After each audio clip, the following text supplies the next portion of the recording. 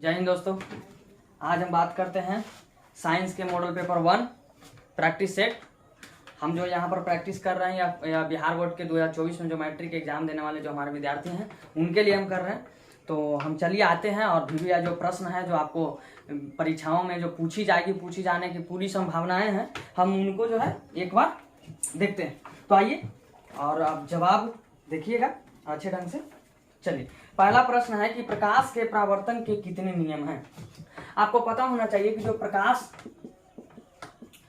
प्रकाश का जो परावर्तन होता है इसके दो नियम हैं। क्या है? दो नियम है। ये दो नियम में हम लोग क्या जानते हैं? फर्स्ट तो यह हम लोग नियम जानते हैं कि जो प्रकाश के अपवर्तन जो होता है या परावर्तन, जो प्रकाश का आप आपतन कोण देखते हैं, आपतन कोण, प्रकाश का आपतन कोण जो होता है परावर्तन में, आपतन कोण का मान आप देखे होंगे कि परावर्तन कोण के बराबर होता है। परावर्तन कोण के बराबर होता है। और दूसरा नियम आप लोग यह जानते हैं कि जो इसमें आपतित किरण होता है, आपतित किरण, परावर्तित किरण तथा आपतन बिंदु पर डाला गया विलंब, आपतन बिंदु पर डाला गया अभिलंब, तीनों एक ही तल में होते हैं।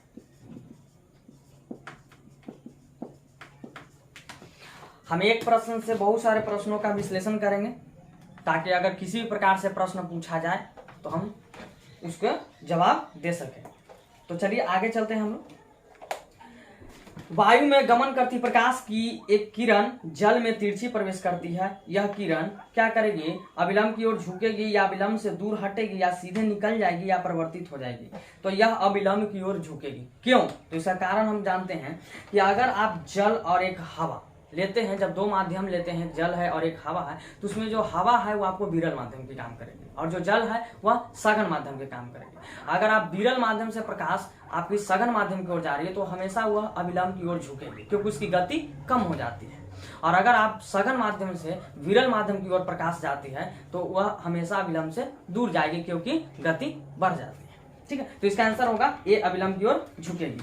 नेक्स्ट क्वेश्चन है कि निम्नलिखित में किस लेंस को अपसारी लेंस कहते हैं। तो आपको पता होना चाहिए कि अपसारी और अभिसारी दो कैटेगरी में हम लोग लेंस को बांटते हैं, एक अपसारी में और एक अभिसारी में। हम लोग जो है उत्तल लेंस को अभिसारी लेंस कहते हैं और अवतल लेंस को अपसारी लेंस कहते हैं। क्लियर है? नेक्स्ट क्वेश्चन है कि मानव नेत्र के जिस भाग पर किसी वस्तु का प्रतिबिंब बनता है वह क्या है? तो दृष्टिपटल। मानव नेत्र जो होती है उसमें आप जानते हैं कि जो प्रतिबिंब बनता है वह दृष्टिपटल पर बनता है। दृष्टिपटल का हम लोग इंग्लिश में रेटिना कहते हैं। तो कहीं कहीं आपको रेटिना भी लिखा रहेगा तो हम उसी को टिक करेंगे। तो यहाँ पर क्या होगा? कॉर्निया, परितारिका पुतली या दृष्टिपटल, तो हम लिखेंगे दृष्टिपटल। समझ में आ रहा? ठीक है, क्लियर। चलिए, तो आज के लिए इतना ही दोस्तों, हम फिर से मिलेंगे नेक्स्ट। आपको यह अच्छा लगा तो आप इस चैनल को सब्सक्राइब करें, लाइक करें। जय।